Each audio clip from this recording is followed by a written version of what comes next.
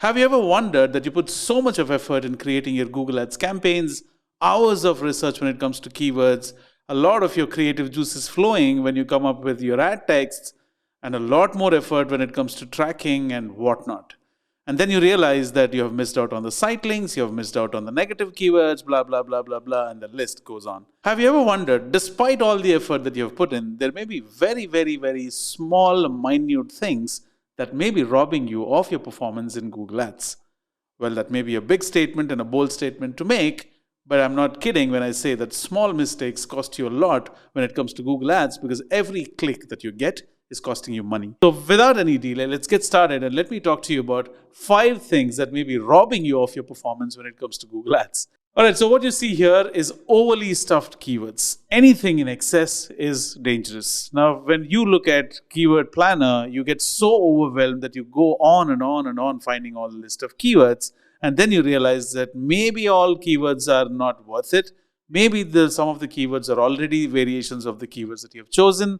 Now you say, yeah, now you have another excuse saying that I got excited when I saw those many keywords, because it's a problem not finding keywords, and the problem is even bigger if you find too many keywords.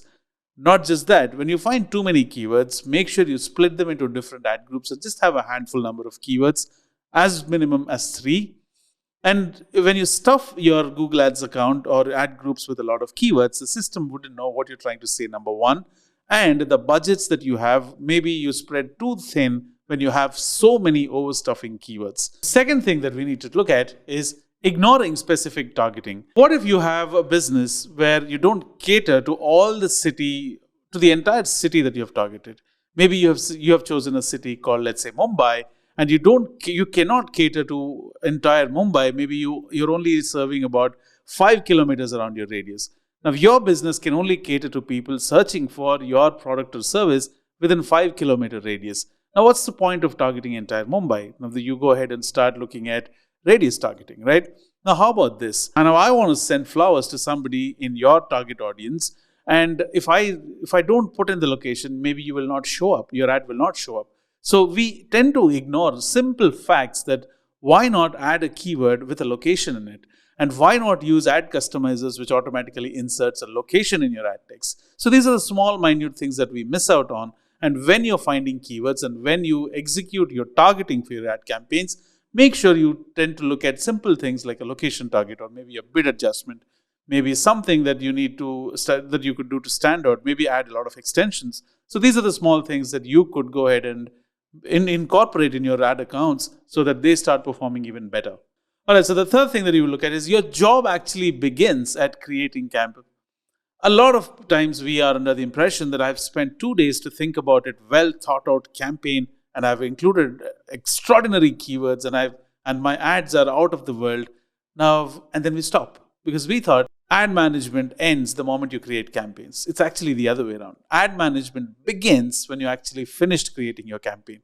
Now, after you have created the campaign, that's when the real job begins. That's when you have to look at your campaigns daily, look at your monitoring keywords daily, look at your search terms report daily.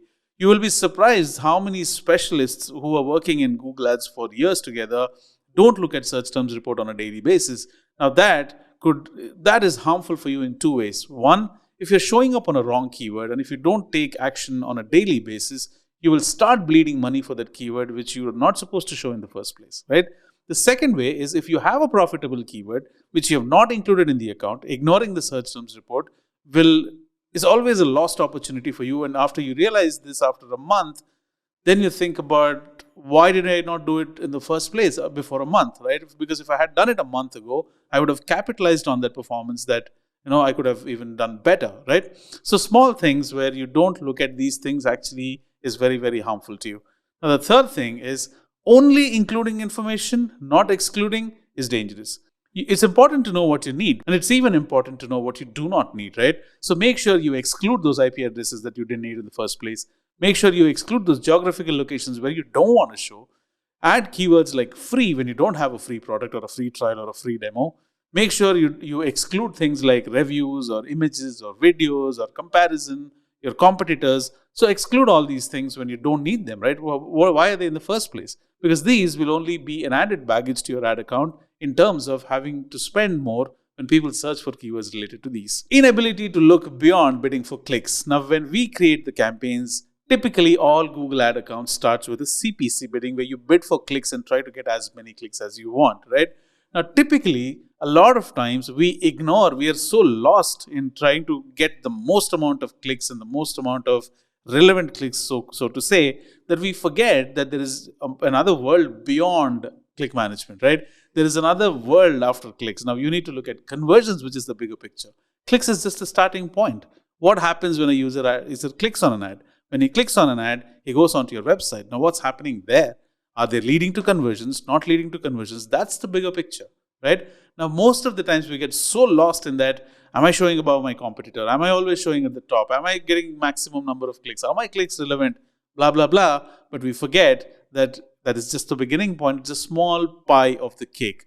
Now, you need the entire cake, right? So why don't you go beyond